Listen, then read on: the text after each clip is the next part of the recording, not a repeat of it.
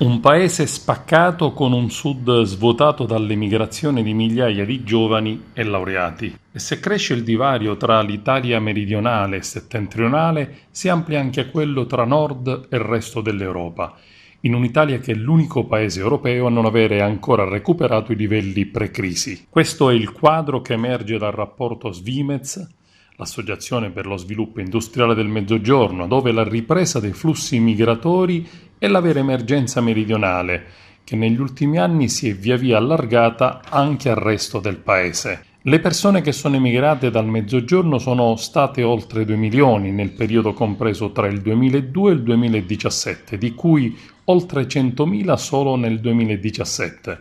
Di queste ultime 66.000 sono giovani e molti di loro hanno in tasca una laurea. Sono più i meridionali che emigrano dal sud per andare a lavorare o a studiare al centro-nord e all'estero che gli stranieri immigrati irregolari che scelgono di vivere nelle regioni meridionali. Questi numeri dimostrano che l'emergenza immigrazione del sud determina una perdita di popolazione, soprattutto giovanile e qualificata, compensata solo in parte da flussi di immigrati modesti nel numero e caratterizzati da basse competenze. Una dinamica che determina soprattutto per il Mezzogiorno una prospettiva demografica assai preoccupante di spopolamento, che riguarda in particolare i piccoli centri sotto i 5.000 abitanti.